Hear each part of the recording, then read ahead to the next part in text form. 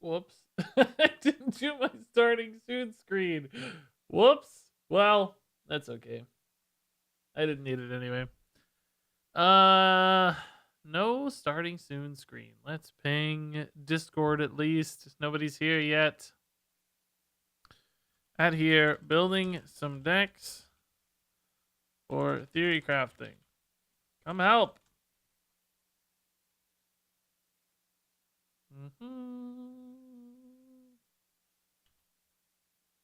Whoops, wrong thing. Hello, anybody if you're here yet? I accidentally started early.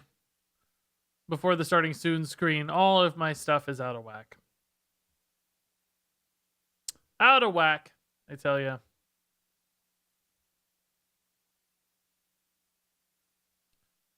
Out of whack.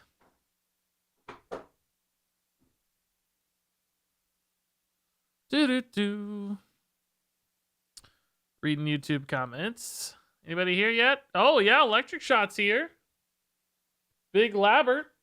Congrats for revealing the cards. Thanks, man. Yeah, it's fun. Pretty fun stuff. Pretty happy with it. It's tough. Oh my god, it's harder than I thought it'd be. It's hard, but I think it went pretty well.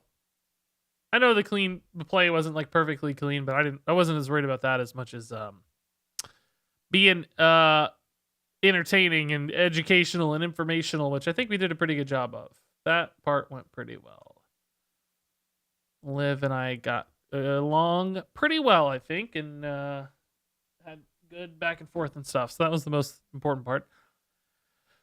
Watching your new review video, got the notification for this. Yeah, sorry everything hitting at once. I just limited time today. A lot going on. Oh my god, so much going on today.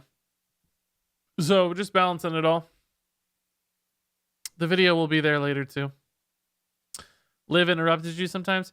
Well, it was hard. I was actually more worried that I had interrupted Liv some. It's hard to know when you're live and there's a million things going on. It's so much stuff being processed by your brain at once.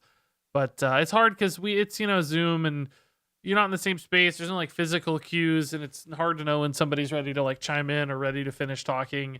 In particular, for me at least, I don't know if this is true for Liv, but like she was on a second screen for me, so I was like looking at the game, and it's kind of hard to see Liv and play simultaneously. So visual cues, but I didn't feel like she interrupted me at all. Really, I wasn't thinking about that. Frankly, she has more insights than me, so let her talk. Shut me up, If that's the case, in other words, if Liv wants to interrupt me, go for it. That's more insightful anyway. I'm just there more for reactions and stuff. Welcome, boys. Make some room by I like how you're honest about some cards and not, oh, this 5-mana 1/1 is amazing. Yeah, I mean, I don't think it helps to try to talk up everything, Some cards were awesome and some cards weren't as awesome. I mean, I don't think our decks were particularly super exciting decks, to be frank, but I think we had fun with them and still saw some cool cards. So, yeah. I don't think Blizzard even expects anything different than that, just good, honest discussion about the cards and stuff. Ronma and Elder, by the way, thanks to the subs. 6 months and 13 months. Wow, Elder, that's a big sub. 6 months, huge too. Congrats on the epic badge. So anyway, all in all, yeah, I mean, I think Blizzard was really happy with the stream, and frankly, I've seen nothing but good feedback. Some people, I guess Twitch chat is always pretty trolly and memey and stuff, particularly any misplays, which I'm sure there were more than a handful, which that's fine. I encourage Twitch chat to meme. Like, that doesn't bother me at all. If they're entertained, that's the important thing. As long as they're seeing cards to be entertained. Meme on misplays all day. I'd be more concerned if people were annoyed by the commentary or didn't feel like it was informational or that sort of thing was what would bug me. But I feel like that part we did pretty good. Welcome. If I do it again, I actually think it'll be a lot easier too. Hello, Regis Legendary. It was Regis KSUB 10, Regis KSUB 25. Hey, Regis PLK! KSUB Oh my god, dude, 41 months of the crazy tier 3. Amazing. Thanks to the big time sub, PLK. 41 months is completely bonkers. That's like almost 4 years. Like, we're getting in the 4-year territory and, a little over half a year. It's crazy. Welcome. Make some room by the hearth, won't ya? Oh. But I'll tell you, and I had heard Crip mention this before when Crip was doing the streams, without revealing like too many of the details. Basically, when you play the game on the reveal stream, you're not playing it on your machine. It's like remote, so that they can like record the footage on their end. So you're like connected to a different computer remotely. And sometimes it gets like a little bit laggy, and sometimes it takes a little second for the stream to update. So sometimes I'm not seeing the same thing you guys are seeing. And sometimes the game's lagging and I can't control cards as cleanly as you might expect. So anytime there was like a lot happening at once, that sometimes the stream would lag a little, or I wouldn't get an update, like it would freeze for like 3 seconds or something and then update. So it adds it adds a layer of unpredictability to trying to keep up and stuff. I'm not seeing what you guys are seeing, because you're seeing the actual feed of the game, and I'm seeing a like a remote access feed of the game. So it's definitely hard mode. Between that and getting notes from like production, like they're sending us notes about stuff sometimes. So I'm trying to read notes, trying to talk to Liv, trying to assess new cards, and like react and think about and talk about new cards, and trying to play when things are like laggy and you can't see sometimes what's happening. It's all rather daunting, I have to say. It was a challenge. It was a little bit stressful, but I think all that said, I still think it went pretty well. All things considered, I wasn't too upset with the result, but it was a bit more of a hurdle than I expected, like a lot of challenges. When I had done it previously, it was like on a local machine at Blizzard. It was right next to Peter Whalen when I did it. So there was no like Zoom call stuff, no remote access stuff, no production stuff. It was all very simple. This, I had like 47 different things bouncing around. So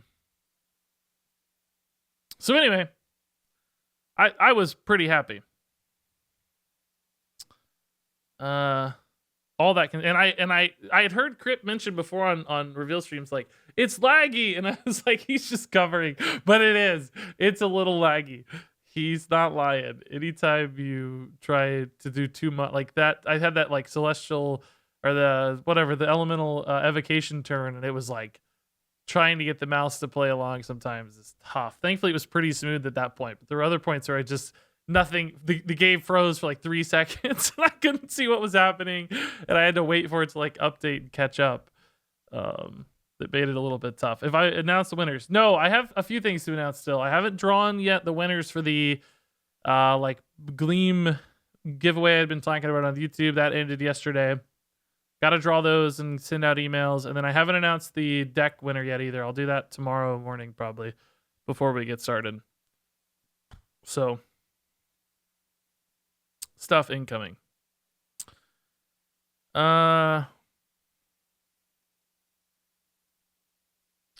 Hey Jumpy, what's up, man? How's it going? Have we made any decks yet? No, we haven't started. We just kicked on.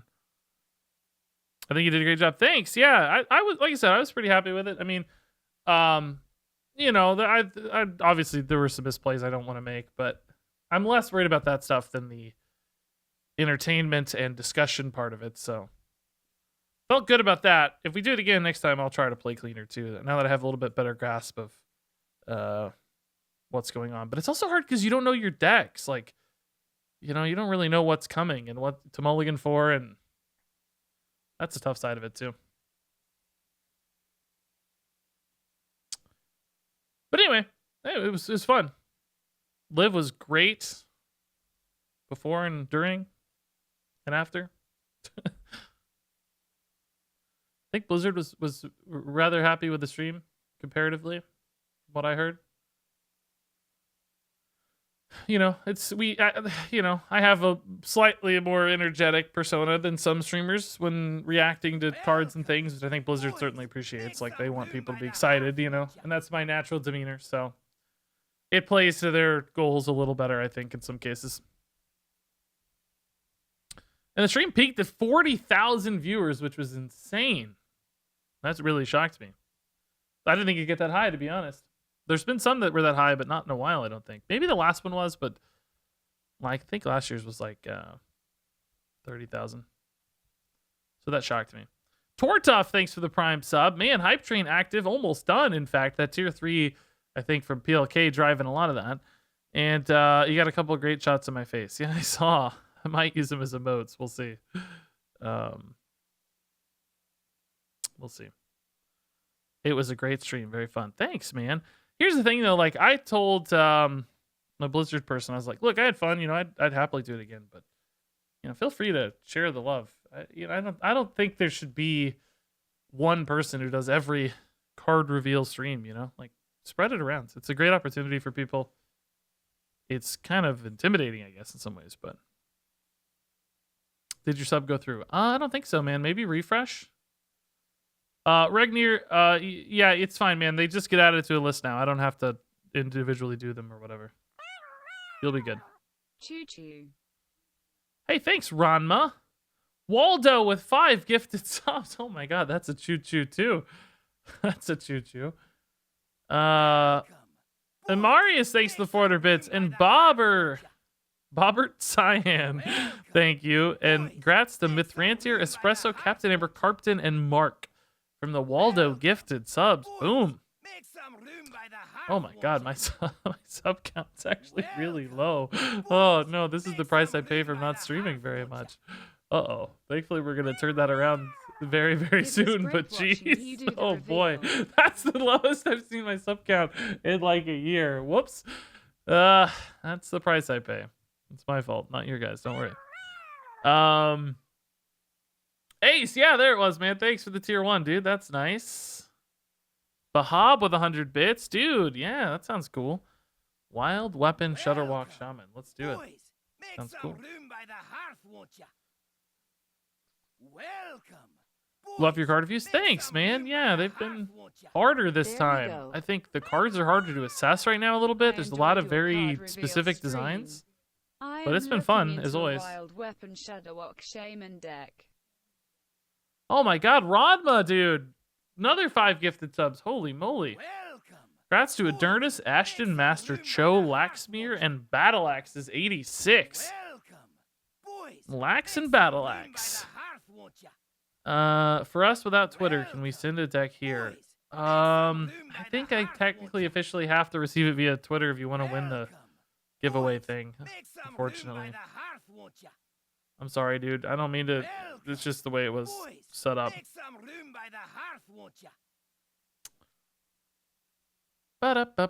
Sage Knuckles, thanks for the 100 bits.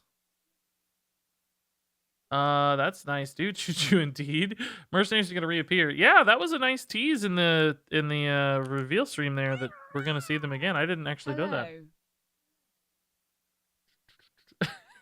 Gnarly. Yeah, what's that like? Only Michael, thanks, dude. That's really nice. So guys, here's the deal. I'm gonna build some decks. I have a list of deck archetypes I want to make. There are specific ones for a reason. Basically, we're going to be playing deck recipe decks for the theory crafting or for the pre-release weekend.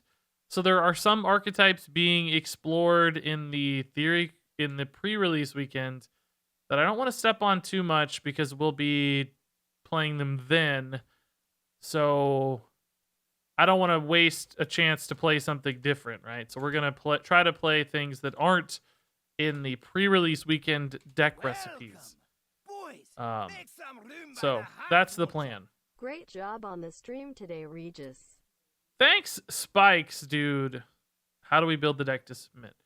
I asked people to do it via the Hearthstone deck builder here. If you go to the Hearthstone website, there's just build the deck right here. That's probably the best way for this. There's other fan sites and stuff too that'll do it. Out of cards is a great option, for instance. So yeah, so basically I'm saving some decks for this weekend. I'm committed. Level 2. Choo choo. Level 2. That sounded funny. Thanks, Ronmo. Yeah, I don't know if we're gonna finish the level 2. We're so close, but I don't want to try to force it too much. As soon as this hype train's done, we'll jump into the decks, though. Make some room, Oh, brother. Zoster got us there. Thank you, Zoster. You're a dream. Thank you for the prime sub. Oh, Yukio too got us there. Oh, I didn't even see that one. Yukio, thank you. There we go. That'll do it. That'll do it. Level 2 done. Now, level 3 is impossible, so don't push for that one, guys. It's too early in the stream for that.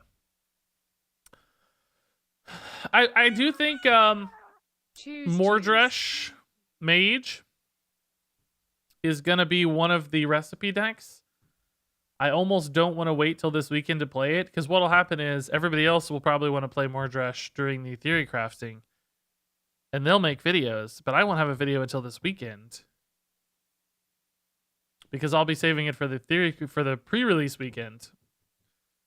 So then my Mordresh video will be 3 days behind everybody else's, because I know Ali Straza, for instance, is gonna play Mordresh. She loves Mage. It's the exciting new Mage card. So we could play Mordresh Mage in theorycrafting. I don't know. I do kind of want to play Aegwin as well. Could we play Aegwin and Mordresh together? Is that a thing we could do? Let's think about this. So if we were going to build a Mordresh Mage, I know for sure I want these cards. That's really it for the Mordresh package, though, right? But there are some core cards that are good too. Hold up. There's Fallen Hero. And theoretically Koldara Drake, but I don't actually know. The release is tomorrow. No, Theorycrafting's tomorrow. The release is not till next Tuesday. It's not till the 30th. Hey, Wobbly Tiger. Oh my god, another 5,000 bits. Thank you, Wobbly. Man, you guys are balling out tonight with the bits. Thank you. I think diamond cards should be more accessible. I mean, obviously I want everybody to have everything, but I think it's generally a good sign if we can try to monetize the game via cosmetics as opposed to via packs. There's this worry that we walk down the road and we end up doing both, which isn't good. But if we can start to subsidize the cost of the game to free-to-play players by selling more cosmetics, I think that's a net win. It's all about balance at the end of the day, right? And making sure that it's, healthy and everything. But anyway, I hope that we can cosmetically monetize Hearthstone and make the rest of the game cheaper. So if diamond cards do that, then hopefully that's the case. Yeah, River Croc definitely got murdered, much like myself in Piercing Shot. So this is a decent little hero power mage list. Do we want to add something else into here, though, right? Like, I don't think we need Koldara Drake, by the way, right? I mean, if we were summoning it into play, maybe, but spending... Well, I don't know. Could be like 10 mana, 6 damage late in the game with a body. Veggie Tray with 500 bits. Oh my god, thank you, Veggie Tray.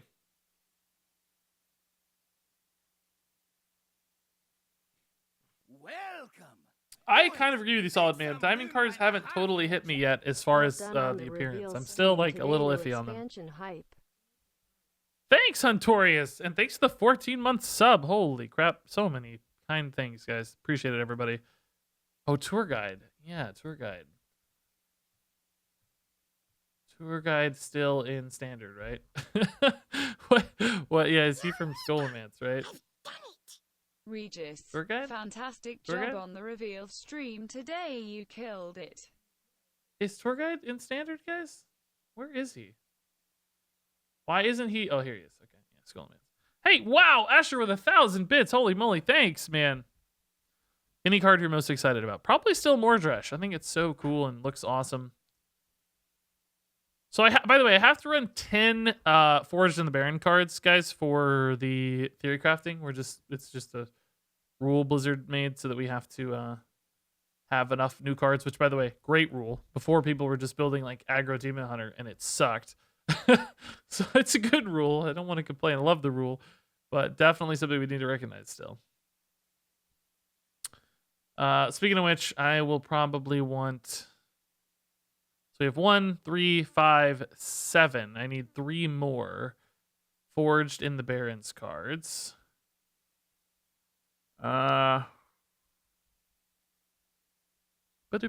exactly. So that we show off the new cards. Yeah, because before there were people who were like literally just adding like 2 new cards to aggro Demon Hunter and just like playing it in the Theorycrafting. And it was like, guys, really? I think you're missing the point of the the point of the experience is to do new fun stuff, not just play the same stupid decks over and over again. So fantastic rule. What decks have you built so far? None. This is our very first deck. So let's see. This is 5, 7, 9. I need 1 more Barrens card at least. Anything that's a hero power synergy, or maybe like a more defensive card, like the Death's Head Cultist, you know, just a nice defensive card, I think makes a lot of sense. Yeah, we could definitely do Varden. It's just a throwaway in here. I mean, not maybe synergistic necessarily, but totally fine. Okay. I mean, I think we want a like control package around this, right? We want Welcome. a control mage to kind of support this, right? Guys, we're getting so I have the deck recipe decks that we're gonna play this weekend. And this is getting shockingly close to the deck recipe deck already. Which isn't necessarily a bad thing, but I'm worried we're gonna end up playing the same deck, you know? I don't want to play. I want it to be a little bit unique if we can. Bioneural, thanks for the 3 months. That's really nice. The 5-mana allows you to draw Mordresh. That's an enjoy interesting card. The raiding. core set card, that is. Hey, Clark Hellscream with a raid. Thank you, Clark. Welcome, everybody. We're building. I kind of wanted to do an Aegwin deck, but I don't really think I have. You know, if we have Mordresh, do we really need Aegwin? I don't think so. Welcome again, Clark, folks.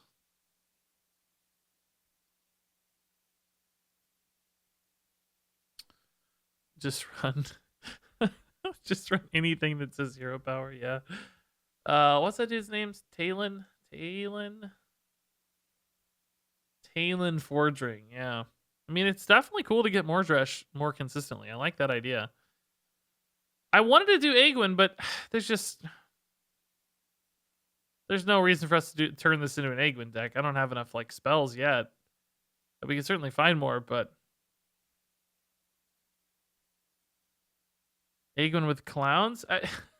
It's just, I mean, we could, but it's not really. You know, it's not. It just doesn't really go together with Mordresh, right? It's like its own thing.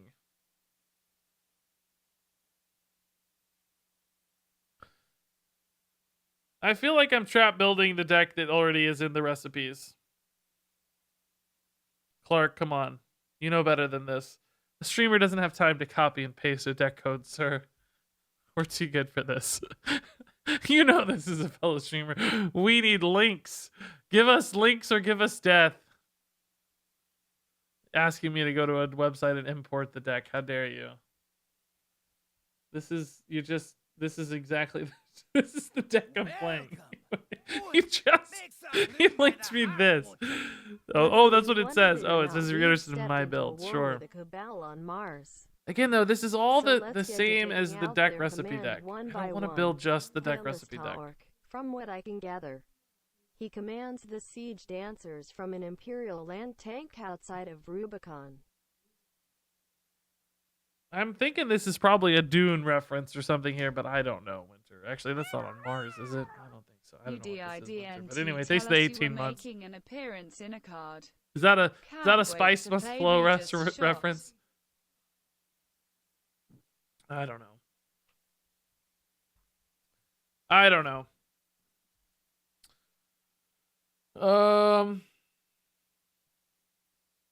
Is it a Dune reference? I've never read Dune. It always seemed so long. Never made it into my wheelhouse. Actually, I don't know if it is that long now that I say that. I don't know why I never read Dune. No, it's Destiny. It's from Destiny. It's not Dune. Destiny 1. How long is Dune now that I say that? I don't...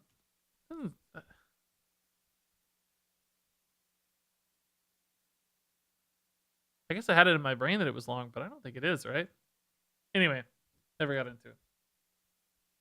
I know people love it, though. Yeah, I mean, we could toss in hero power. There's a few things we know people mentioned in chat already that are interesting, but not that many. This is actually rotating, so this is not it, right? This, I mean, technically is hero power support, but only if it sticks is I think it any good. Sooner, life kinda got in the way and got super busy and well. Hey, don't apologize, man. You live life. I'm secondary to your life, dude. You make yourself first and foremost. And thanks for the year sub. That's crazy. Absolutely crazy. Copy of June I'm reading now is 860 pages. That is pretty long. That was probably why, yeah. That was probably the reason. Which I say that, but I read like the first 6 Wheel of Time books, and those are like each longer than any other thing on Earth. But anyway, I was more into fantasy than sci-fi, generally speaking. The only sci-fi I really ever enjoyed was comedic sci-fi like Hitchhiker's Guide.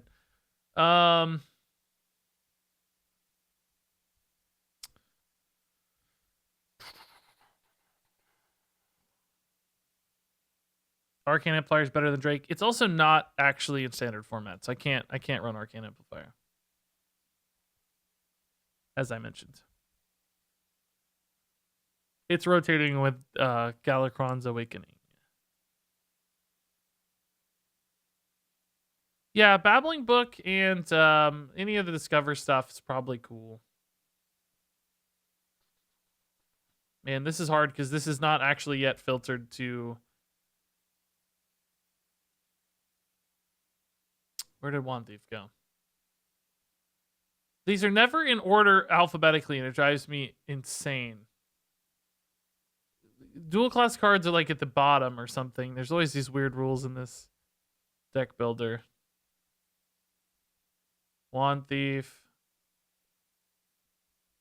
So, you know, the idea is basically like a value hero power mage, like a control deck, late game deck. I don't think this is an Egwin deck, by the way. I think Egwin's just too greedy.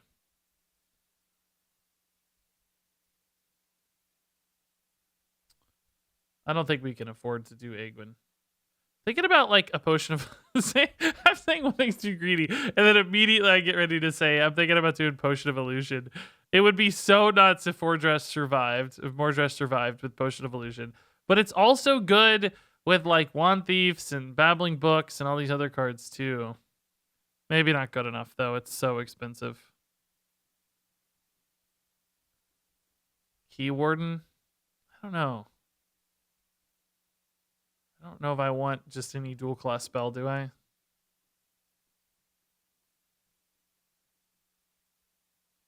Could add in Flame Strikes.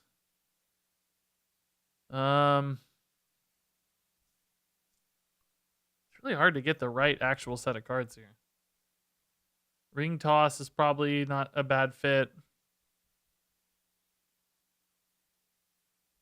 Dream? Oh, interesting. Dream only works on enemy minions now, right? And then what happened with you, Sarah? We don't really have a ton of card draw right now. It's mostly card generation.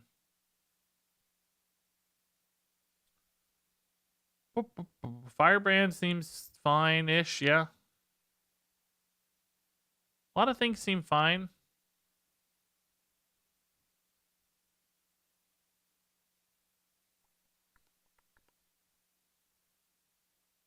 Jandis seems fine. Yeah, Ruined Orb is a nice feeling card. I agree with that. Yeah, we can run Refreshing Spirits, I mean. Or Refreshing Springwater, I mean. I don't have a lot of spells is the only thing. Like, I have a lot of minions, so it actually is usually going to cost 4. I have, like, too many minions, maybe. Panthara? I don't know. I feel bad that the hero power costs 2. I don't think it feels that good.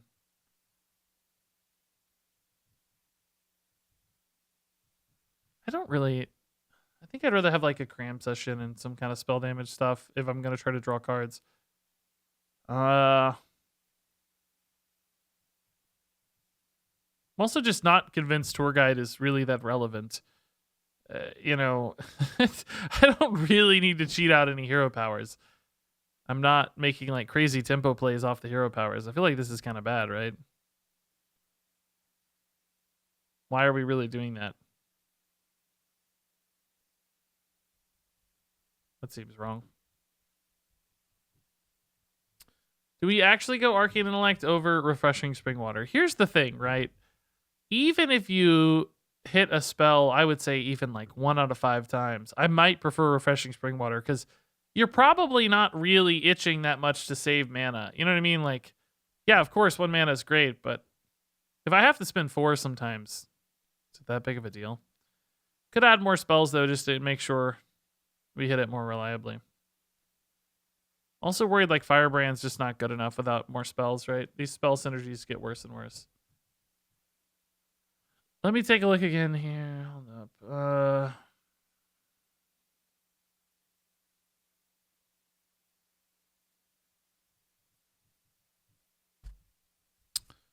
Okay.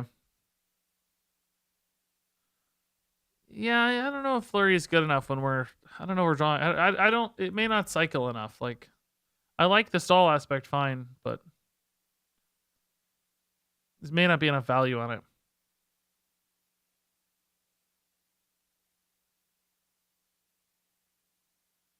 I don't expect a lot of stealth rogues. We're going to be playing in Theorycrafting only for this deck. So it should be people who are playing, you know, Barrens specific sort of decks. We have 6 slots left. Probably want 1 big AoE. Might toss in, and we've also got core set cards too to think about, right? I know we looked at some of these, but maybe just a couple Flame Strikes.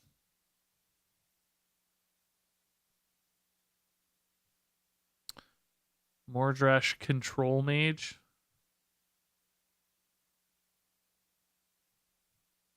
I may not even end up playing this. I have a feeling I'm going to save this one. Oh, Solarian's probably worth, yeah. Outland, hold up. Yeah, Solarian's probably worth. I don't actually hate Star Scryer. Man, you know what you could do? Huh. What if you made Wildfire the only spell in your deck? And used Star Scryer to find it? And ran only minions otherwise? So this basically doubles the consistency of finding your Wildfire. So that you have a tutor for your hero power enabler. So I need to have enough. I have to run 10 Barrens cards is the problem. 1, 2, 3, 4, 5, 6, 7, 8. I need 2 more Barrens cards if I do this. That aren't spells. Which means I have to go to neutral cards. Probably. Yeah, you might be able to discover another one. Where have I been? I was on the official Play Hearthstone channel today to 40,000 people. What do you mean, where have I been? So, the most viewers I've ever had today. I haven't been streaming much on this channel, if that's what you mean. Welcome, boys. I need Make some room by the hearth, won't ya? 2 more cards that are Barrens cards. Kazakus, probably not worth. It'd take too long to pay off. Could just toss in a Mancrick. No, that's a spell. We don't want Mancrick. Although that's another cool deck idea, actually. You could use Star Scryer to tutor into your Mancrick. Oh, Scorpion's a good idea. Yeah, Venomous Scorpion's a great idea. Discover a spell. Good early game minion too, potentially. Yeah, that's perfect. Perfect. Okay. So that gives me 2, 4, 6, 8, 9, 10. Yeah, okay. So is there any other way to cheese into a spell? And Jacob, thanks for the 29 months, by the way. Insane sub. So now I still need 7 more minions to fill out this deck. Oh, yikes. That sounds kind of hard. We could toss in some of the big dragons. So maybe a Sarah. It doesn't break my Talon because Mordresh is still here. Not Stormu, maybe. I don't think I'm brave enough for not Stormu. Any other like kind of removal-y or discovery or any of those minions that might or card draw, anything that really supports this kind of archetype we're building out? Hey there, Regis. If I don't need a bundle, can you just take my can't. deck for all times Sake? Though I I suppose my cannot. deck is not perfect, still unsure. I'm about only how taking many one, minion otherwise we're everybody else listening gets to. mad. So Everybody the power gets creep is ticked. real. Oh, Ethereal Conjurer? It feels a little expensive, maybe. What does the curve look like here? Oh, maybe not. Maybe not. Good to maybe do a Conjurer. It's a card we haven't seen in a while. Kind of feels newish. Thanks to bits, Rudius. Yeah, I don't know. Highmane's been out of the game for a while. I don't think that feels that insane to say, by the way. I feel like Highmane's a bit forgotten lately, frankly. I don't think we've seen him too much. Ivory's a possibility. Oh no, Wand Maker's a good idea. Yeah, Wand Maker's a great idea, actually.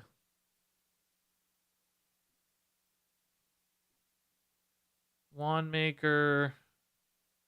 That's a pretty good fit. The 8 mana elemental that is like spiteful summoner. I don't have any big spells. It wouldn't do anything. We're trying to isolate the deck down to one spell only, which is Wildfire, and then draw it with Star Scryers or just naturally, right? But basically giving ourselves more opportunity to hit Wildfire as consistently as possible to enable some of these hero power shenanigans. Sphere of Sapience is intriguing. It's certainly not a spell. Yeah.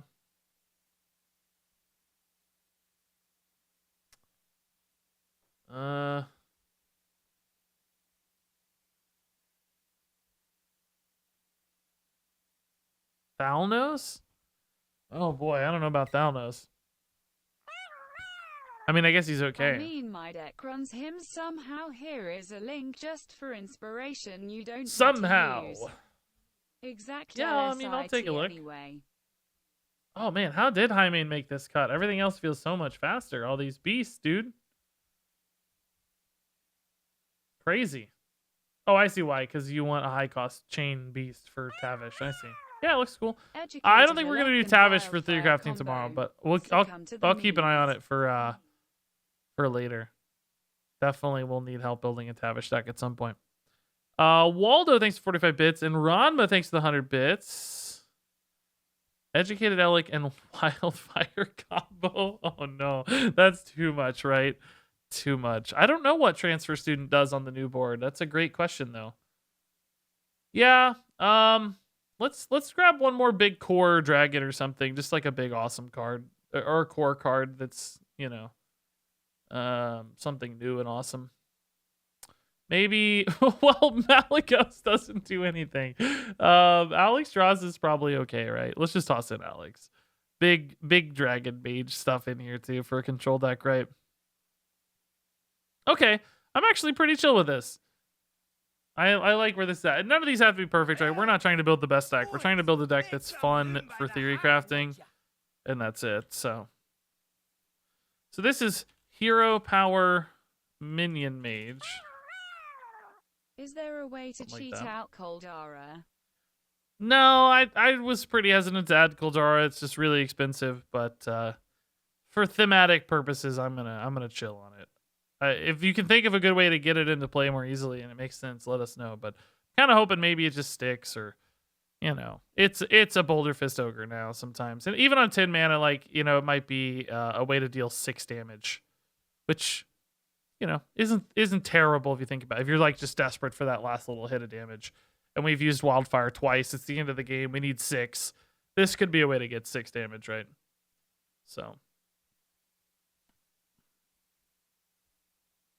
I cut Tour Guide because I just don't know that it kind of only like saves me 1 mana. Like I think Tour Guide's best in scenarios where you can do something really crazy with it or cheat like some extra tempo out of it. I feel like it's just gonna save me 1 mana, or it's gonna cost 1 mana. I mean, it could store up some mana, sure, but I'm not using the hero power to like activate stuff so much as just using the hero power for damage. So, because I'm not like trying to squeeze certain things into a given turn or whatever. I don't know if it makes a big enough difference. That makes sense. Like, with Phase Stalker, it makes sense because you want a Phase Stalker on 2. On this, I don't know what I'm going to do with a 0 mana hero power. I'll save some mana, but I had to spend 1 mana previously, and it's like, well, it's not terrible probably, but it's just not. I don't think it adds up enough. So anyway, that's done. Let's build a Fatigue Warlock next. This is one I'm very excited about, like unreasonably excited about. I don't actually think Neeru is going to be very good, but I think every other card's going to be good. See, like, I love Soul Rend. Most of you guys don't like Soul Rend at all. I just feel like destroying cards in your deck is not going to be that punishing to get such a sick AoE. But some of you guys hate it. I don't know. I guess we'll see. So anyway, let's do this little destroy your deck. And thankfully that's 9 cards already, so we don't have to add anything extra here, really. We don't want to. Let's think about what else we might want to add, though, that makes sense in a destroy your deck. Ba-dum-bum-bum.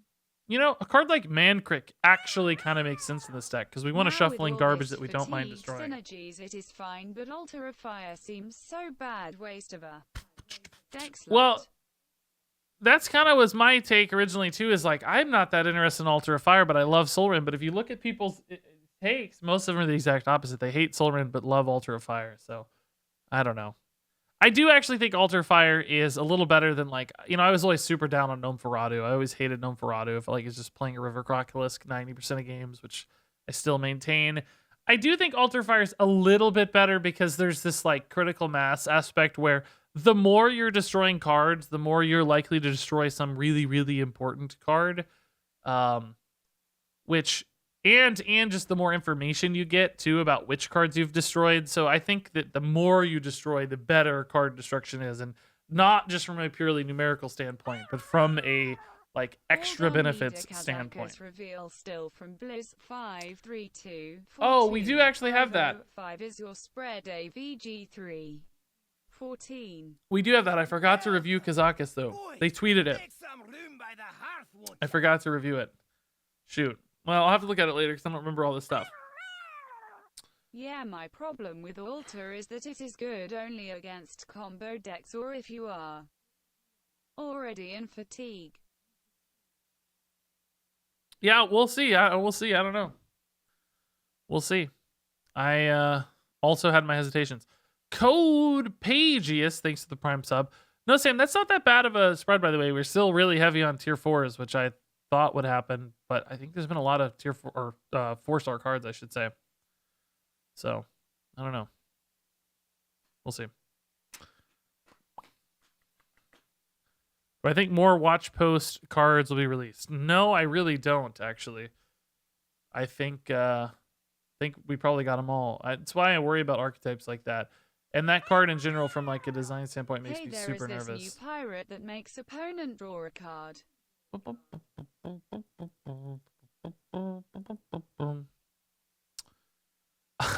There is. Yeah, I'm not running that here though. No way. No way. I don't care if they draw cards that much. We're burning them. We're not trying to get them to 10 cards in hand, right? I mean, I guess technically you push them to fatigue a little sooner, but I think that's too high of a cost. So, okay. I know soul fragments, you're like, wait a minute. Aren't soul fragments gonna make it harder to get to less than 10 cards? Maybe. That's what we're gonna figure out when we play this, how good it feels versus how bad it feels. But they also give you garbage to burn without feeling bad. So I don't know. What do you guys think? Is soul fragments actually good or bad for this deck? Well, it is 4 mana 5/5. Why is it a cost? Because a 4 mana 5/5 is not a good card. I mean, come on. We can't just run 4 mana 5/5s in Hearthstone anymore. Come on. I'm saying the effect is not enough upside. It's actually barely any upside, maybe a downside even in many cases. And a 4 mana 5/5 is not good enough. We need more. I think soul fragments are right for this. I still like soul fragments for this.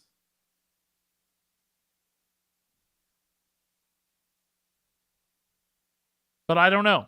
I definitely recognize there's a potential downside. Well, you get a card that has no synergy with your deck. Okay, 4 mana 5/5 is bad. How about 6 mana? I want the 8/8? 6 mana 8/8. We're gonna get there. Yeah. Ticketus is all in. Ticketus is of course perfect here. And maybe a non-corrupted Ticketus, right? It depends. I think you could probably play it both ways, where you are sometimes happy to corrupt Ticketus, and sometimes you maybe don't want to corrupt Ticketus. I haven't decided yet still how to build this deck.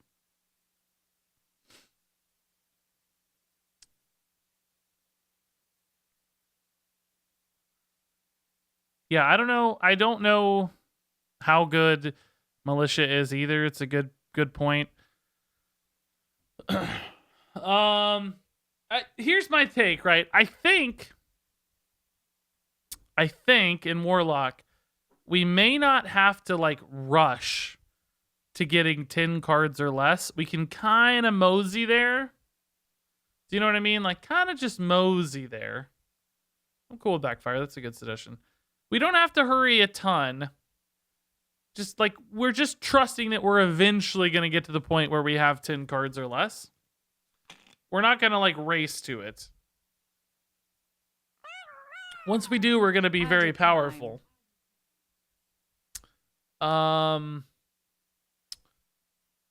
Maybe, yeah. I definitely like Rustwix. I'm going to think about Canrathad. I like that he shuffles a card in. That's nice, but if we have bad demons, it may not be worth it. But it might be anyway. We'll take a look in a minute.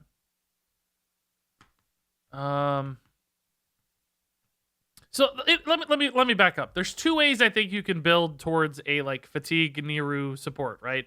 You can go all in, try to get to 10 or less as soon as possible, slam Niru and your like follow-up support cards, or I think you could play like a control warlock that kind of takes their time to get there. Still has a deck that's like kind of coherent, and it's not all in on this game plan. It's just sort of playing control warlock stuff, and then eventually gets to 10 cards or less, and eventually gets to fatigue, and then, you know, has some crazy plays. And I'm thinking we do it the second way. I don't know which will end up being better. I have a fear neither will be very good. Demons, your demons are Rustwix, Ticketus, and 1/3. I suppose 1/3. I didn't say we have bad demons. I said I'm worried we might. I don't know. I haven't even looked yet. That's what I'm getting at. Pretty pog. I haven't even looked. Rustwick is a great demon. Ticketus is a great demon. Yeah, that sounds fine actually. Yeah, we'll like I said, we'll take a look. Chill. I think it's probably a good fit. I got to take a look. You took a look for me. It sounds like a good idea. I like it. I don't think we'll probably be adding any other bad demons in either, but we could maybe. Like, you know, I might need a fire breather for removal and that sort of thing, but I think Soul Rend probably solves that problem.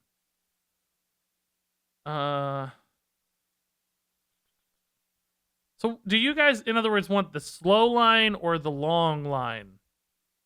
Like the control warlock, slow burn towards Neeru, or the fast you know, the fast run to Neeru. I kind of prefer the slow run, but maybe it's more fun to test the fast one.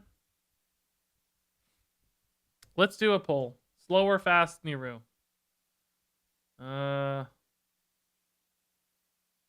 Neeru? Slow? You have life tap, you get to Niru Fast. eventually. Fast. That's my logic for the slow run, right? Is like we'll get there, you know, just kind of just chill. But people might want to see the fast one too. I don't know. I could see it being more fun to play it fast. It's a little scarier because I feel like you'll be dying to aggro while you're just drawing a billion cards, you know, or burning your own cards. But I prefer this slower sort of take your time, casual soul fragment pace. Because that's my take too, is like you'll eventually get there if you just stay alive. Okay, seems like slow is winning. All right. Yeah, you guys want to see control warlock. Okay. In that case, I think we're on the right track here. So we can use Ticketus to destroy our own deck. If we don't want to add a corrupt option in here, which we may not. We have Rustwix and Canrathad currently in there. So once we get to Neeru, we can play Neeru and then play, you know, Rustwix and Canrathad. Do we want to run something like Grimoire of Sacrifice so that we can kill off our Rustwix on demand? Or our Canrathad or whatever, right? And have like an AoE option that way. So we could get to a scenario where like we play Neeru and we play Canrathad. We kill off the Canrathad. And then the next turn we draw the Canrathad. We play Rustwix and kill off the Rustwix. Then we are able to follow that up by playing Canrathad Prime, sort of thing. That's kind of cool.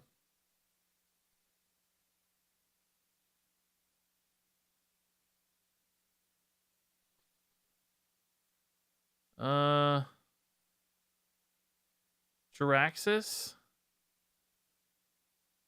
Yeah, I don't really want to lose my hero power. Is there anything else that synergizes with this? Oh, we could do Kazakus, actually. Yeah, if we're planning to get to 0 cards anyway. Yeah. Kazakus makes sense. Why not, right? Because we're going to get... Well, I only have 2 4-drops anyway, but certainly if we're going to be destroying stuff and getting to the end of the deck, sometimes Kazakus will open up. Yeah. A way to tutor those cards out of the deck? Which cards do you mean? Like Rustwix? So that we don't burn them and stuff? Yeah, that's a good point. We could run a Sense Demons, yeah. I like that idea. We currently have Spirit Jailer in the Sense Demons pool. Maybe we have to drop the Spirit Jailer in that case. I could run the 3-drop instead. I don't think I have that yet. That's logical to me. So then I pull Ticketus and Rustwix out of the deck. I do have 2 Sense Demons. Currently redundant. Hulk Out 2 would be another way. Yeah, man. How many Barrens cards? I think we had 10 already. There were a lot with just like the Niru package. Wouldn't free admission be better? I think the problem with free admission is we have a lot of minions that aren't demons that I mean, they'd be fine to pull, but we really want to make sure we have Rustwix. And he's a demon specifically. Is Sense Demons rotating? Oh, if it's not in core, then we can't run it. Yeah. Oh, never mind if that's true. Shoot, yeah. That might make life a little harder. We could still try with free admission.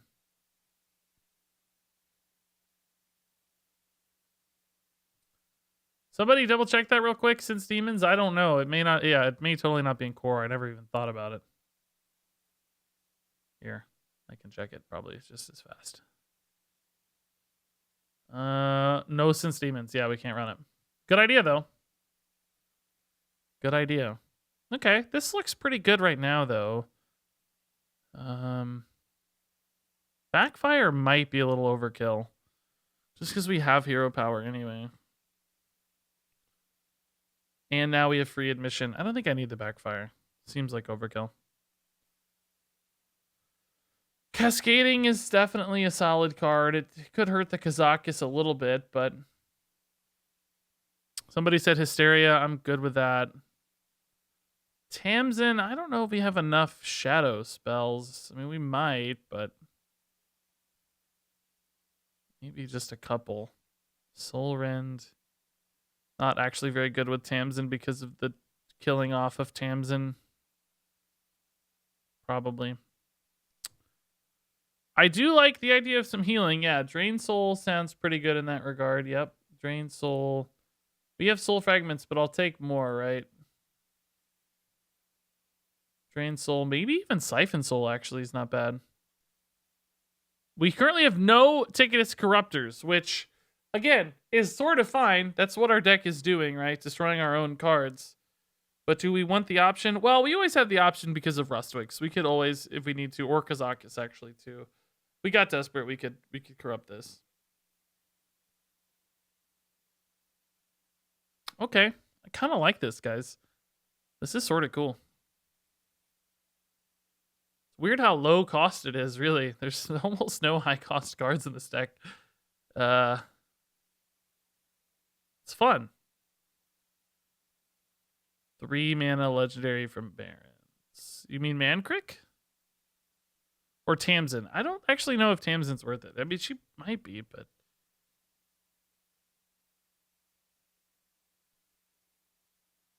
Yeah, I think Nether's maybe too slow. I don't know, though. If we're trying to stay alive a long time, maybe not. I don't know. A little worried about removal for sure, but hopefully Drain Soul, Soul Shear, Hysteria, School Spirits. Hopefully that's enough.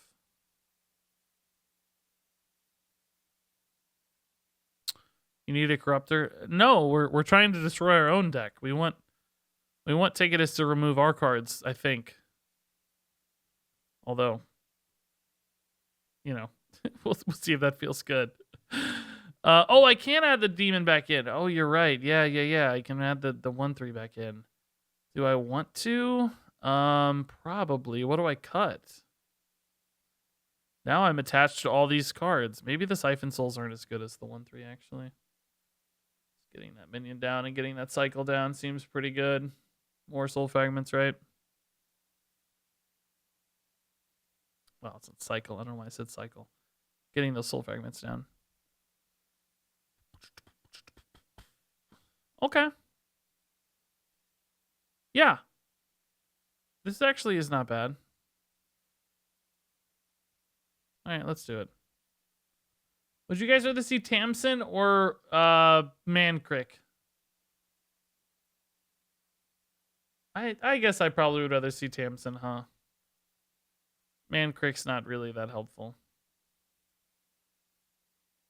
If she had taunt, or no, if Mancrick had taunt, I mean, it would probably be worth it, but he doesn't. Let's run Tamsin.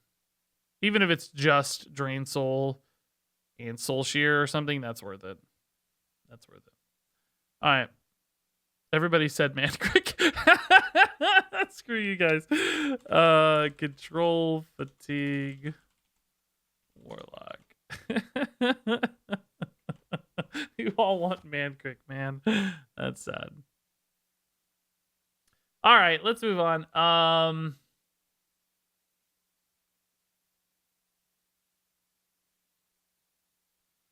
Do-do-do. Do-do-do. Do-do-do. Is there any chance I remember your username from a long time ago? I don't think so. If it's not Eon, I don't know, man. Sorry to say. I don't remember things that happened this morning, let alone a long time ago. Oh, God. Let alone a long time ago. Okay, let's make a Secret Paladin. I think this one ought to go pretty smooth. I think, whoopsie. Whoopsie. I think we can get this pretty fast. I have a feeling this will come together very cleanly. All right, secrets. Secrets. Okay, maybe not that cleanly because there's not that many cards, I guess, really. That's 7 forged in the Barrens cards. We also got some secrets here too, though, right? Secret. That's 8. I mean, maybe a one of, right, on the Horde operative. It's kind of cool actually if we get their secrets. So maybe a one of. Is that all the secret synergy stuff? Ooh, right now Kazakus is open. Let's keep an eye on that. It may not stay that way, but if we can keep Kazakus open, that seems pretty cool. Pretty cool. I might just toss in 2 Horde operatives. I mean, it would be a hilarious moment if somebody else is running a secret tech and we just take all their secrets. Well, not take, but, copy, whatever. Okay. So that's enough Forged in the Barrens cards. No problem there. What other secret synergy cards do we have here? Or just secret cards that we like a lot? These are actually rotating, remember. Reckoning was pretty cool. Rotating, remember, not actually available. This is back. This is still around. Really not as exciting. This is rotating, right? This is not available anymore. Showing a classic, not a core icon. So, yeah,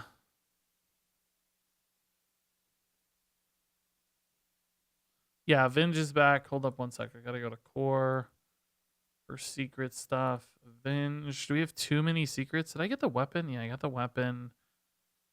Man, guys, I don't know. I have 10 secrets. Is that too many? I mean, with like Sword of the Fallen.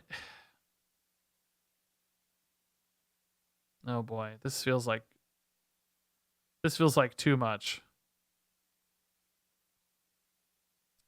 This feels like too much, man. Use the right noble sack. Oh yeah, do I have the wrong one? Yeah, good call. Good call. Thank you.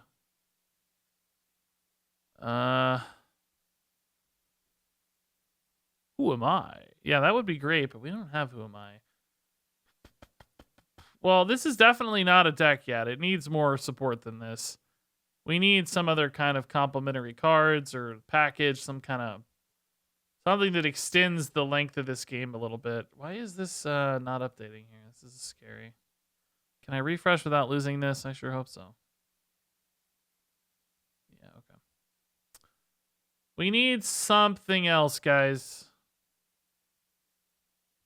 Maybe a Libram support package? Yeah, okay, that's an idea.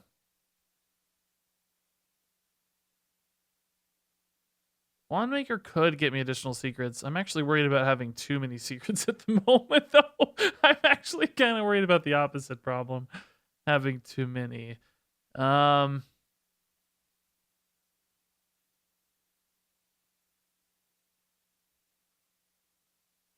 Okay. Man, none of these cards are really jumping out as like complimentary packages, you know? How do you end the game? I don't even know how to start the game.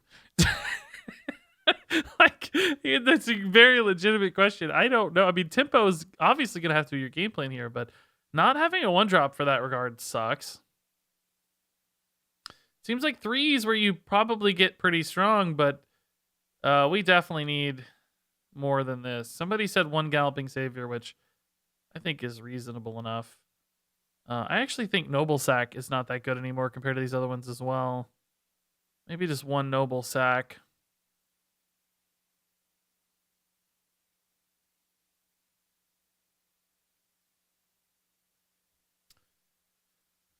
I mean, it is an aggro deck, but it's an aggro deck without a 1-drop and really not a lot of 2-mana plays either. Like, if Sword of the Fallen's your 2-mana play, like, you're still not really doing much as far as aggro stuff is concerned, right? You're not going to be making power plays until, like, 3 or 4, which sort of sounds more like a mid-range deck if you get down to it.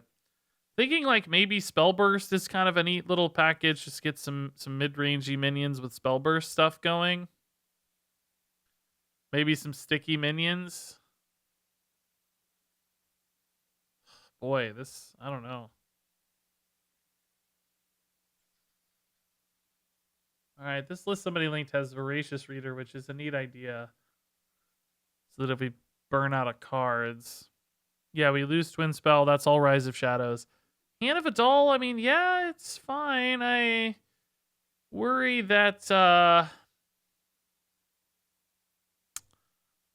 we're not always going to have minions on board, weirdly enough. I'm sort of thinking the Libram support might be the way to go, guys. I think maybe it's the Libram package that gets you enough depth here. You need to be able to play it a little more mid-rangey, and I think Librams do that. They let you extend your deck quite a bit.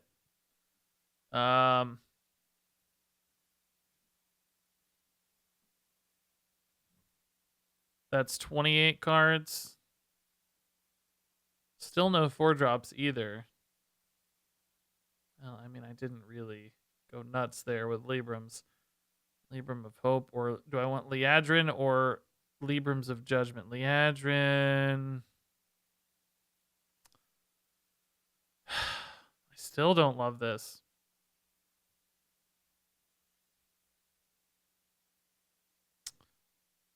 Ba-ba-da. Guys, I can't look at decks right now. There's so many of you asking me to look at your decks. I have like 30 Twitter DMs that I've gotten today asking me to look at decks. I can't keep up, man. If I look at yours, I got to look at the next 29 people's, and then I'm looking at decks for the next week. I can't do it, guys. I'm sorry. I apologize. Is Pinflinger worth it? I don't think we can get all the whole like Pinflingery package in here, but it does make your secrets feel better to play in some cases. Oh boy, guys. This is hard. Yeah, I agree. Horde Operative can definitely take a hit here. Let's count again to make sure we're good. 1, 2, 4, 6, 8, 9. I don't actually have enough cards. I need another. Did I count that right? 1, 2, 4, 6, 8.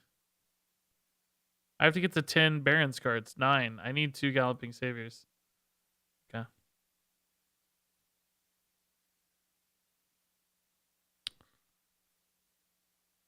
Man, this is really a lot harder than I expected, guys. I feel like I don't actually want Libram of Hope. I kind of want Libram of Judgment. Just because it's more aggro-y. But it's also like it's never gonna have lifesteal.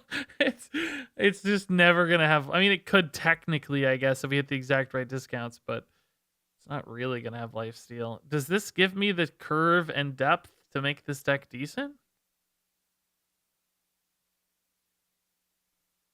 Still so many secrets. I feel like the secret tempo here is not gonna be worth it.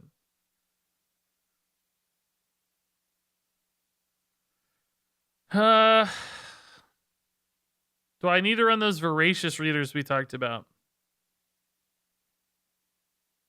Safety Inspector. I mean, it's kind of intriguing. Can't run more 4-drops if we're running Kazakus. I mean, we can, but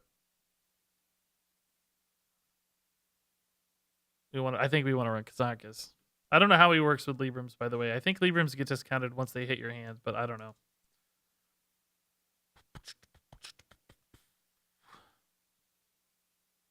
Cut inconspicuous readers. I mean, I agree with you that they're really not that exciting. Even though they're a secret synergy card, you have a point, I think. What were the other suggestions? Voracious readers. I can't quite tell how quickly we're going to run out of cards for Voracious Reader. You know? I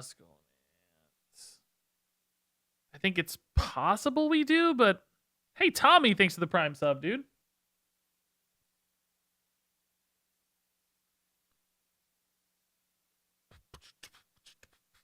Feels weird to have Voracious Reader and to me, it feels weird to have Voracious Reader and Aldor Truthseeker in the same deck. Like, something about that feels wrong to me. Do you guys not feel that way? Like I don't know. Aldor Truthseeker seems like a slow, longer term game plan card. Voracious Reader seems like a really fast one.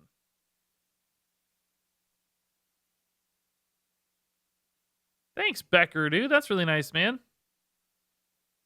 Don't idolize your YouTubers and Twitch streamers, though, please. My God, there's been endless stories Love of you in the reveal YouTubers stream and Twitch earlier. streamers Can't wait who've for the disappointed expansion. millions. I hope I'll never be on that same level. I don't know why I would be, but just be careful with that stuff, man. Appreciate the kind words, though. I don't mean you specifically. I mean everybody. Thanks, Low Upside CJ, for the 8 months. That's cool. Is Leodrin worth it? No, I don't know either. I don't even have hand of it all. How often is Leodrin going to be good?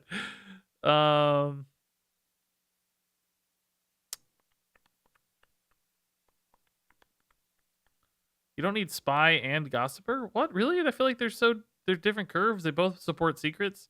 If we don't have those, I mean, what's the point, really? I agree Leodrin may not be worth it, but I just don't know what else to do. We could run a Vectis with a Cannon Master Smithy. But the problem is the Vectis is completely useless any other time. Like, it gains the death rattles from the Smithy minions. Like, these are death rattles, right? Although, I don't know if it would know what the secret is, so it may not even work. It may gain the death rattle and just not do anything, because it doesn't know what the secret is. I don't even know if that would work, but it'd be bad anyway, because we don't have any other death rattles. All right. I'm just going to toss in some first day of schools and call it a day. Or a first day of school. Actually, probably just two. Just to get us a little more aggro-y. Okay.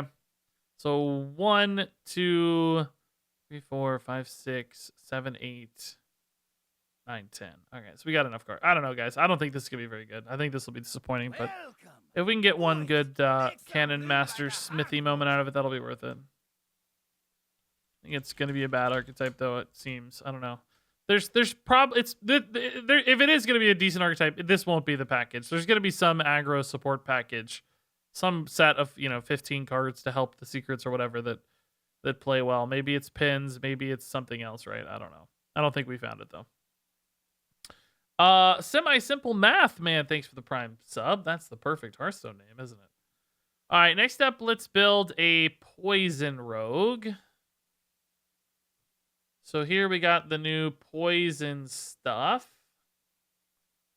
Really just going to toss all these poison cards in, actually. Because we're just testing this. We don't care if it's any good. That's 7 already. Well, not that poison, dude. We need 3 more forged in the Barrens cards as well. Seems like Wicked Stab's actually pretty good to get some damage output late in a game. And we can probably toss in a Scabs if we want. Actually, Oil Rig Ambusher doesn't seem too bad either. Anything here that supports our poison game plan? Yeah, we'll get Nitro Boost. We're just doing Barrens cards at the moment. Actually, Mancrix may be a good aggro card. Oh, there is that weapon. Yeah, we got the Ratchet Privateer for weapon support. The other weapon stuff, I think, was Core Set, right? You guys got all good ideas. We'll get there in a second. Just let me get through the Barrens cards first. Well, I'm cool with Ratchet Privateer for now. We could run the Toad, yes. Most of the poisons are maybe all are nature spells, yeah, so.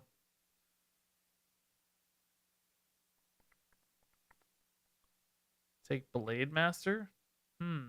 Interesting. For Nitro Boost action. It's kind of a neat idea. Let's see, what do I have? 6, 8, 10, 11. Could maybe do that. That's 10. It's 10 cards already, so that's enough. Toad 100%. People seem way more excited about a 2/4 taunt than I do. A conditional 2/4 taunt, but even if it wasn't conditional, I don't even think a 2/4 taunt's that exciting anymore. I swear some of us are still stuck in like vanilla Hearthstone stat values. I don't know why this happens. Is there somebody out there who's espousing vanilla stats as the be-all end-all of Hearthstone these days? Because I don't buy it.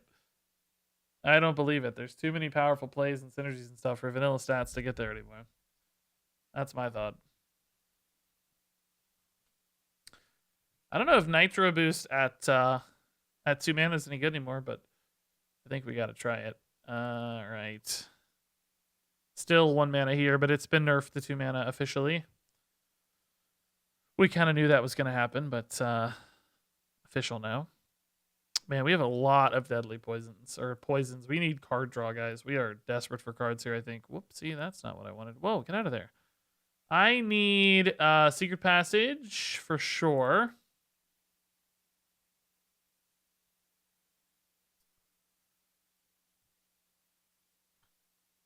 Mankrik just goes in every deck, huh? What else do we want to support this deck? Probably Wand Thief always. Cutting Class makes way too much sense. Jandis is good. Krastenov makes a lot of sense. Why can't I click Krastenov? Steel Dancer actually probably good late in the game. Or mid game, whatever, right? To support this weapon. So I like Steel Dancer. I feel like we do need some early tempo stuff still to make sure we're not... because all of our early game right now is just poisons and stuff, which are going to be tough to play. We're going to be dead by the time we get to turn 4 sometimes. So what can we use to shore up our early game plays here? Stuff. The Pharaoh Cats of the world. Foxy Frauds, maybe. Just such a good card. I don't have that many combos at the moment, though. It's mostly weapons and stuff. Yeah, I don't actually think Foxy Fraud's it. Prize Plunders, it is a nice swing recovery tool, but without the kind of tempo rogue things, which, I mean, we can get backstab back, I guess. Is prep actually worth it? Maybe with all these 2 mana poisons and stuff. Silverleaf, some card draw. Secret Passage gets the stuff. I'm mostly just worried about early tempo. If prep helps me get things done sooner, that's a way to catch up at least in tempo maybe. So like right now I have Wand Thief, but not great activators to combo it. Gonna be relying on my hero power a lot right now and swinging later. It's kind of concerning. I mean, I guess we can always just like hero power deadly poison if we need to keep up and then get going later with Swine Tusk, but a little bit nervous. Anybody getting a quick start on us is gonna murder me. Any other good early... you guys, you know what's looking appealing? The Toad! I'm coming back full circle to the Toad. I want to play the Toad now, dude. It might be the Toad that saves us, guys. Well, I don't need just 2 mana. Hold up. Brain Freeze is kind of intriguing, but again, it's like I need combo. Stunner, we can't commit that much. Prize Plunder, again, I think it's only good in the mid game because it's going to be hard to play cards first. Is it actually the Toad? I have so many... whoops. I have so many nature spells because of all the poisons.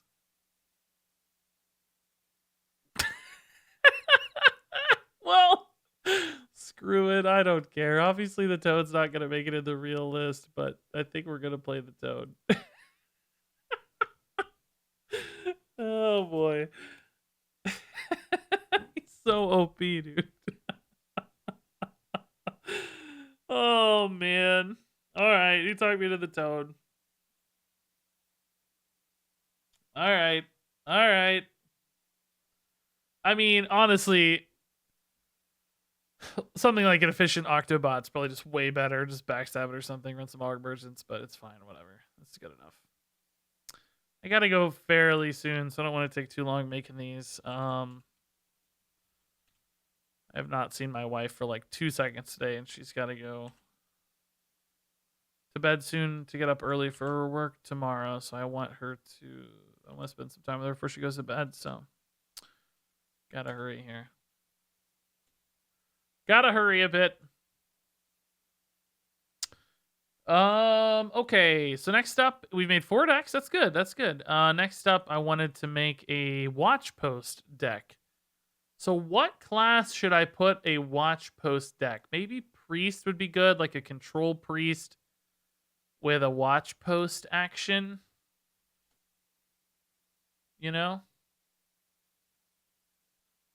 Actually gonna play this during theorycrafting.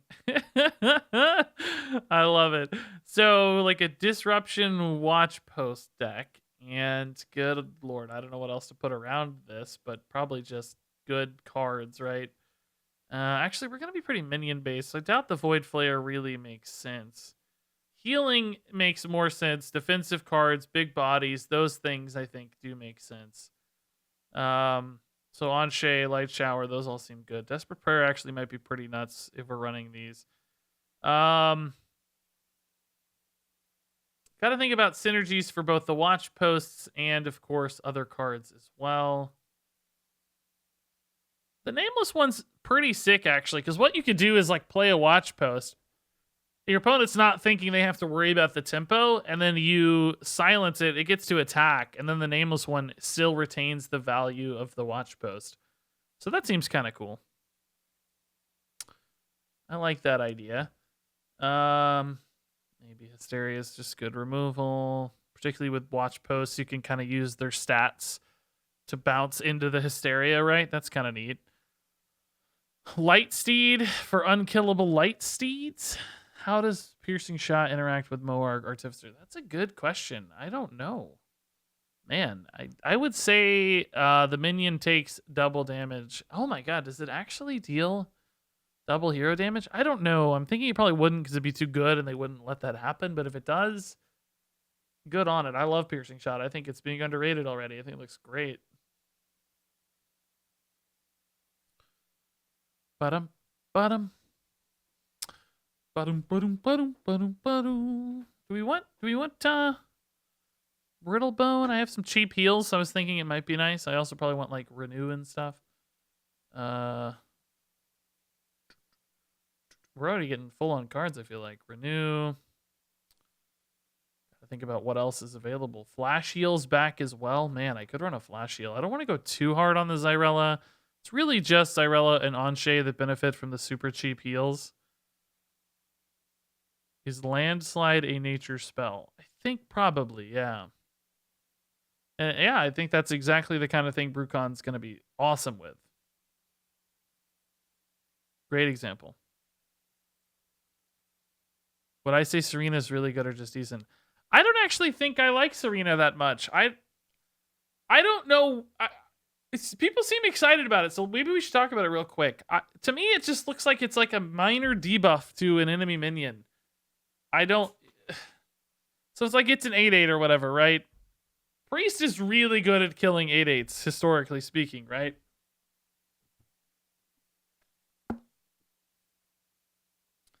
If you play Serena on an 8/8, it's gonna be, you know, what, a 4/4? Or no, maybe a 3/3? It's just like... So I'm spending 2 mana and then another card to kill whatever is left over, right? For a medium-sized minion.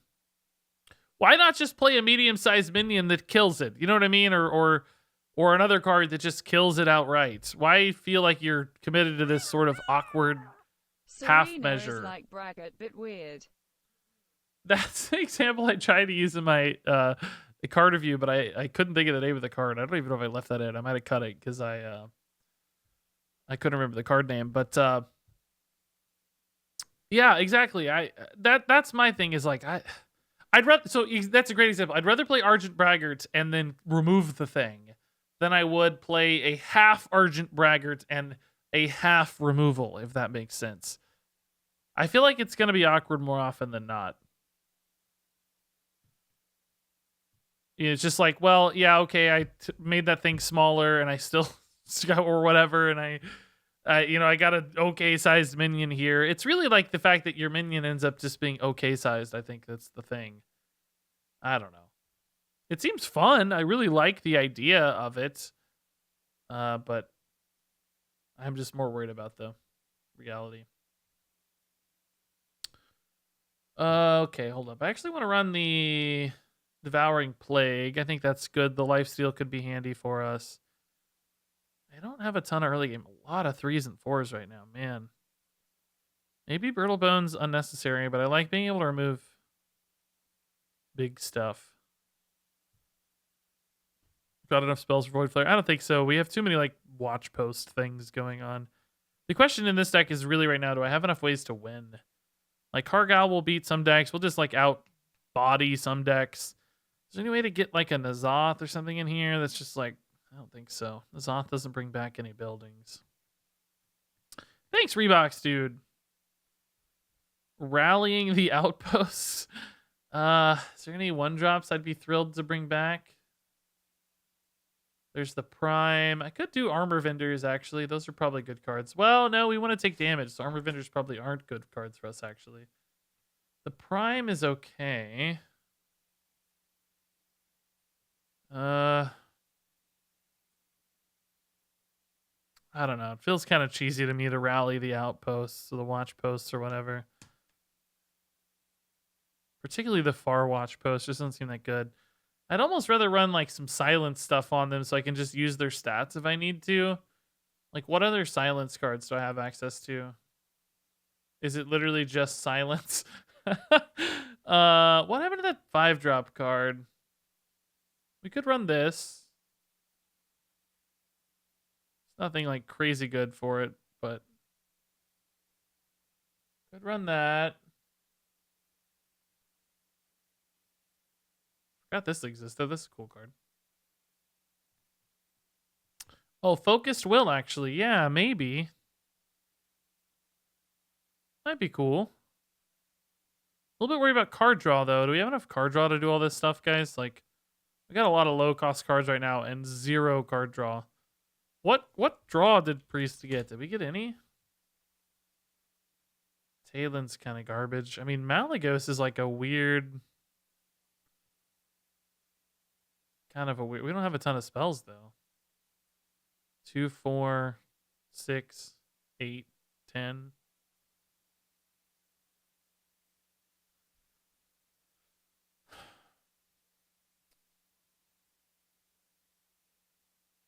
Yeah, I'm actually not super... I think Talen's kind of interesting. Gahoon actually is not a bad idea. We really not have any more card draw than this. Man. Priest still really light on card draw, huh? You think we could do with like Primordial Protector since it's drawing high cost spells? Could be another way for us to end games. Do we have any high cost spells we'd love to run for Priest? Could get a big body and draw a super awesome spell. I was thinking about the well, Unsleeping Soul rotates, but there's the other one, the 5-mana one. Does that rotate? Yeah, Psyche Split. Psyche Split's kind of cool in our list, right? It's really nice with like light showers and all that stuff, of course. Pretty decent with Watchpost too, because the Watchpost might be sticking for a while. Well, I guess maybe not that nice because they're not really attacking, so I don't know about that. Maybe not that nice, actually. What's the next bit? Oh, actually, a Soul Mirror is probably good. Primordial Prophecy could hit me a Soul Mirror and a... This rotates would be perfect. Idol of Yasharaj, not that exciting. Powered Fortitude, not that exciting.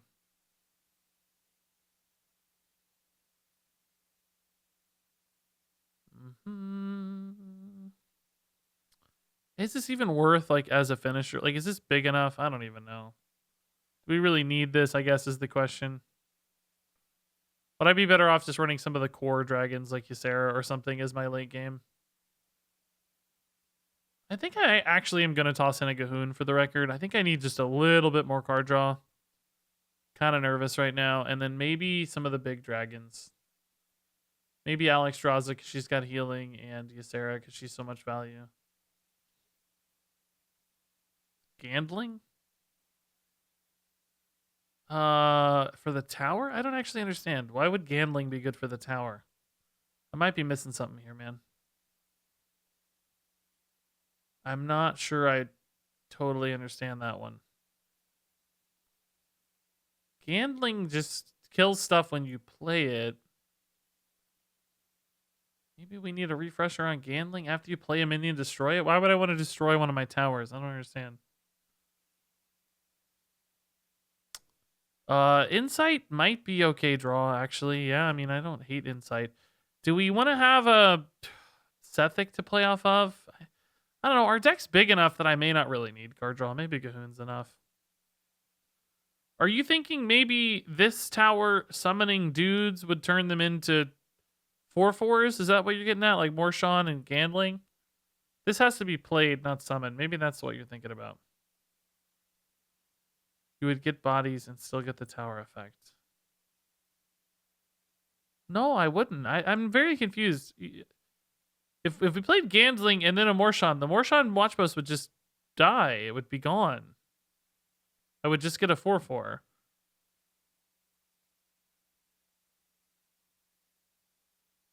I don't actually know what's... I'm missing something that you're thinking. Wants to destroy the tower so they can attack. But why would I run 3 drops then? I could just run Maybe 1 mana rally, stuff. Because for 5/5 you need to just summon. We talked about rally, but I didn't know what 1-drop I wanted to run, or 1-drops, really. I'm missing something on this Gandling. I feel like you're maybe missing something, but I'm missing what you're missing. So just to be clear, Gandling only summons 4/4s if you play a minion after Gandling. So if I played a Gandling into a Watchpost, I would just turn my 3/5 into a 4/4. Which I wouldn't need to play a 3-drop for that. I could play any 1-drop. I could just play a 0-drop. You know, we got Tiny Fin now. I'm confused what Gandling would be doing. For a Watchpost specifically. But anyway, let's move on. Something's out of sync there. But if you think of the 2/2s, it doesn't work. They have to be played, not summoned.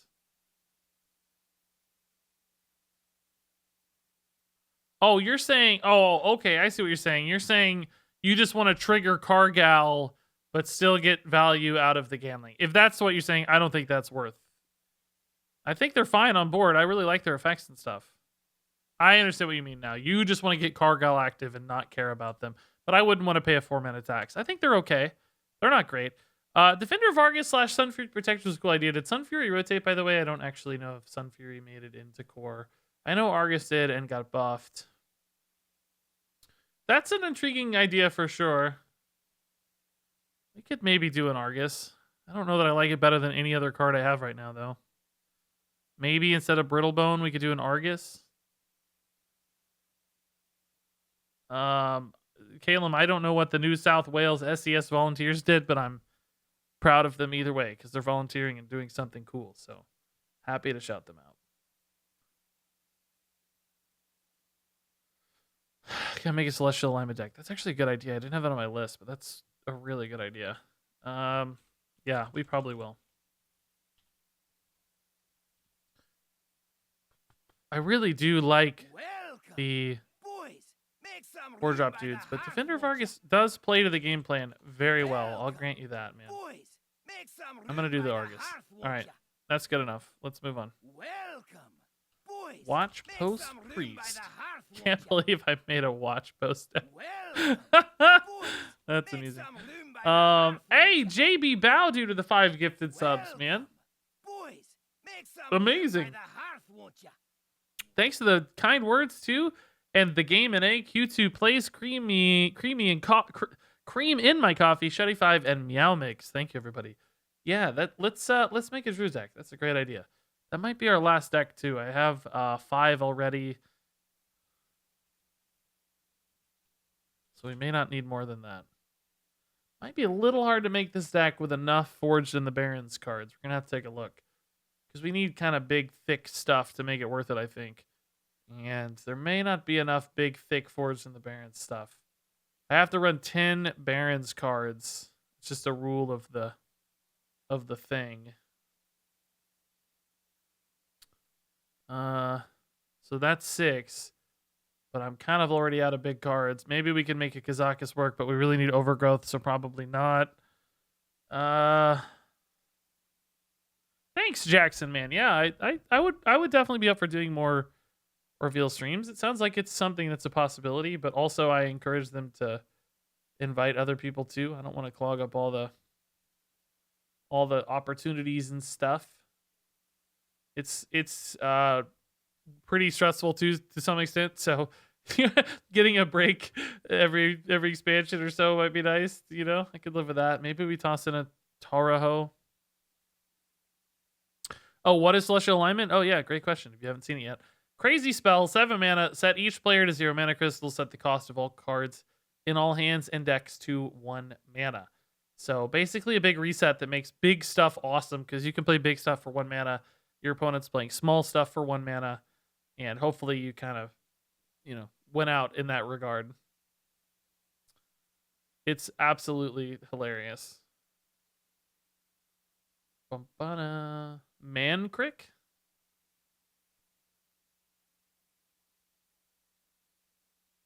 Big taunt. Well, I definitely have to get to the right number of cards. Here's enough, actually. Okay, we have enough already. Maybe we run Living Seed. It's really good on Druid of the Plains, and actually, if we played it after Celestial Alignment, we would reduce the cost to 0, right?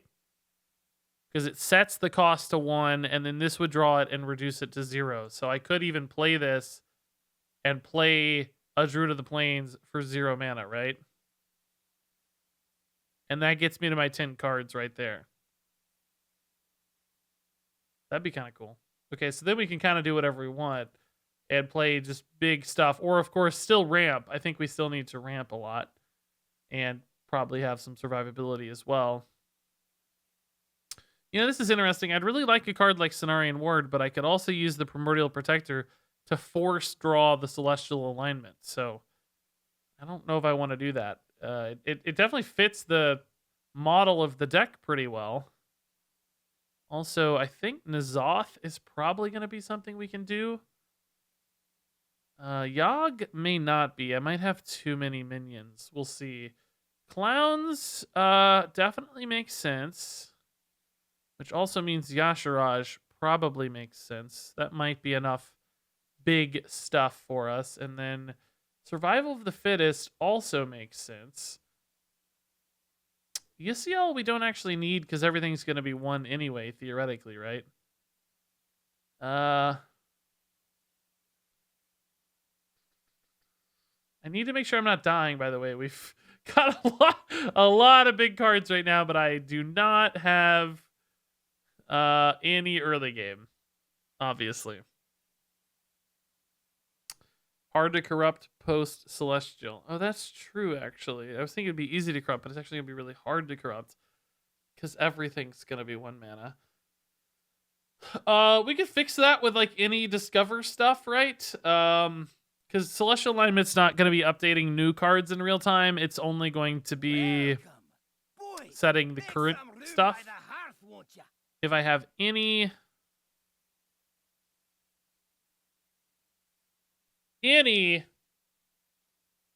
discovered cards or added cards, then we could definitely fix that. Primordial Protector doesn't work? What do you mean? Doesn't work for what? My spells will cost 1. That's fine, first off, but I'm trying to use it to find Celestial Alignment. You know what I mean? And keep in mind, too, even if it does just summon a 1-cost minion, that's totally okay. It's going to be cycling me into a spell, potentially. Oh, but if I... Oh, yeah, no, it's fine. It could cycle me into any of my other spells and just be a 6/6, too. Remember, my opponent's going to be playing, like, 3-mana cards.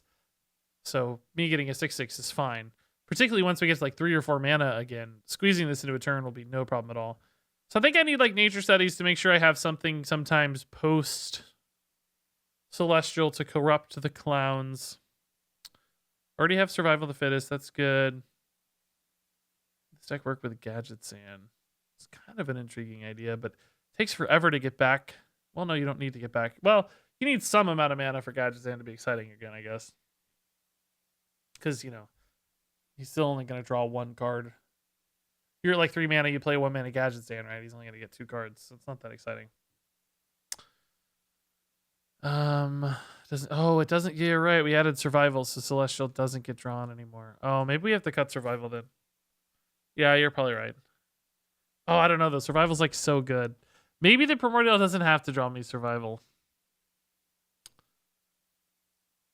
I mean Celestial. Oh, it's the whole point of the deck though. I think it does. No, I think it does. Let's leave it.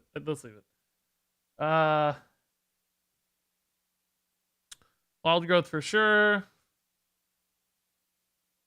Innervate's in really bad post-Celestial alignment, but it's really good pre-Celestial alignment because I can cheat to a Celestial alignment sooner. So is it worth it? I don't know. You guys just think keep Survival? Yeah, I don't know.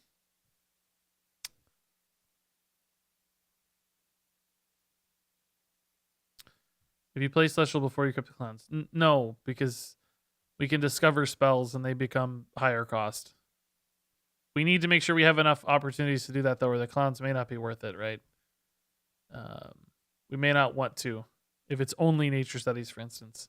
But Nature Studies can discover me like a 3-mana card.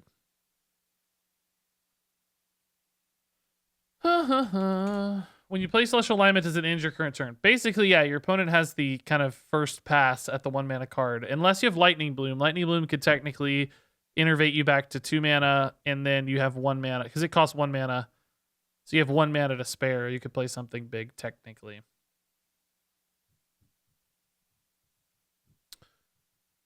Resizing Pouch. That's not the kind of Discover I'm really looking for, because it would be high cost still. We haven't solved N'Zoth yet. We're still getting there. Could do Worthy Expedition, but that feels weird. I want it to be good. Oh, that's rotating anyway. It doesn't matter. These are all rotating. Not this. Could run this. Could run this, actually. This is kind of neat. It's going to be cheap. It's an elemental, which does come back for N'Zoth. Oh, I have these for elementals, though. I don't need that. I think I'm going to cut the clowns, guys. I don't think we need them. I think N'Zoth is enough. I think they're causing, first off, too many questions, which I don't have to keep answering, which totally reasonable questions, but I'm just going to get sick of answering them. 6, 8, 10. And I think that opens up our opportunity a lot to play other things. We don't have to worry about these Discover cards and stuff. I still like Nature Studies, of course, because it's just great to get your ramp down sooner sometimes. But let's run other big stuff instead. So I'm actually going to take a Deathwing, because who cares if we discard stuff if we're... Well, actually, no. I don't know. I like the idea of having a swing, though. Maybe it's worth. I just want big dragons is my main thought here. Big dragons, and I need a mech. Potentially. In other words, what good N'Zoth cards do I have, guys? Start tossing out N'Zoth card ideas here. We already have good beast and elemental covered. I need what's this about? I got elemental covered. Scrapyard we don't need. Got 1 dragon, but certainly we could use more. Nostormu. Oh god. I think I do like Alexstrasza pretty well. Could do amalgams. Yeah, they do cover a lot of bases. That's true.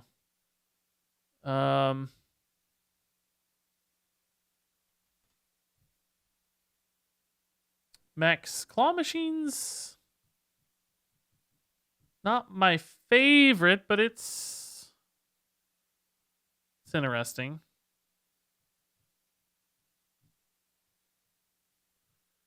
Sathravar, does he rotate? Is he Outland? Ashes of Outland or what? Nah, he rotates. He's the Sin of Dragons. Well, Amalgam is definitely an option.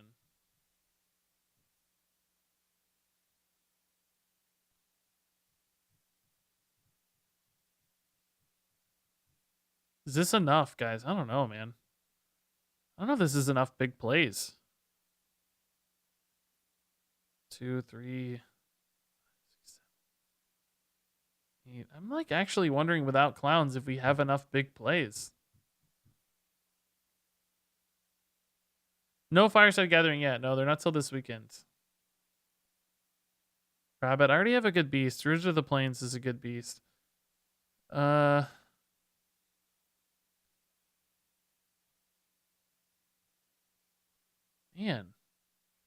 What other minion types are we looking at? Totems, Beast, Demon, Dragon, Elemental, Mech, Murloc. Murloc? No. Pirate. There were some new pirates, but nothing good enough. I'm worried this is not actually going to be enough post Celestial Alignment, guys. Here's another question for you guys. Do we need to corrupt the clowns? Like, do they have to be corrupted or can they just be 4/4s, you know? Or do we go back to survival of the fittest line to make sure we have enough stuff? Maybe just Cthulhu. Maybe Cthulhu is actually the answer. I think the Cthulhu cards are pretty good at 5 mana. Or when they're 1 mana. And then Cthulhu's pretty cool. We don't have a ton of card draw, though. It's going to be a long time before we get to a Cthulhu.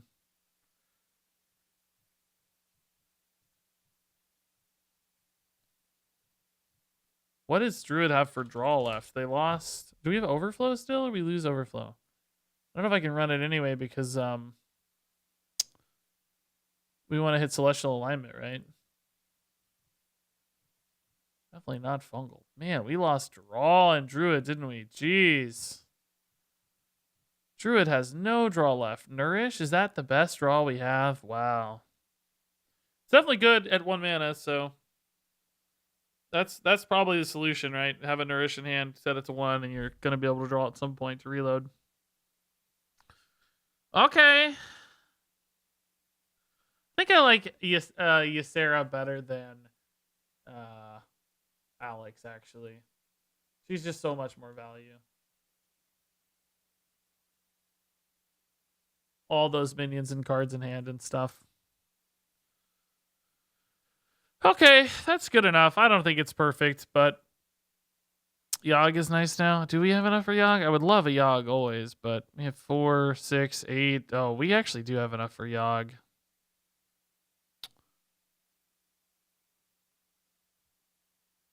What do I cut now, though? Maybe 1 Innervate for a Yogg. Okay, I like Yogg. We're going to run Yogg. 1 mana Yoggs are amazing. All right, that's good enough. I got to go, guys. I got to go hang out with the wife. So this will be good enough to get us going tomorrow. I'll have another deck, too, from somebody on Twitter who submitted for the deck contest to win a bundle, which you can still do if you go check out my Twitter right now. You can submit your deck. I got to review these early tomorrow morning. And pick one. Oh, my God. There's 433 comments. Oh, my God. 435 comments. Oh, boy. Anyway. Check that out. I'll pick one of those decks. It's going to be a nightmare, but I'm going to have 8 hours early to pick one of those. Anyway, thanks for hanging out, everybody. Thanks for helping me build these decks. Tons of good ideas. You guys always make this so much easier, so appreciate the help. Thanks for the kind words. Thanks for all the crazy bits and subs and stuff tonight as well. Tomorrow, the Theorycrafting live stream begins at... I don't actually know what time it starts. 9 a.m. Pacific. Yes, 9 a.m. to 3 p.m. Pacific time, we'll be doing Theorycrafting, and we'll be giving away 10 bundles. I don't actually know if the bundles are big bundles or small bundles, but they're bundles anyway. Nobody told me if they're big or small. I don't know. So somebody's going to have to do one and find out tomorrow. But 10 codes during the stream tomorrow as well, so be sure to come back tomorrow. I'll see you guys then. Thanks for hanging out tonight. Much love, everybody. See you soon. Thanks for watching.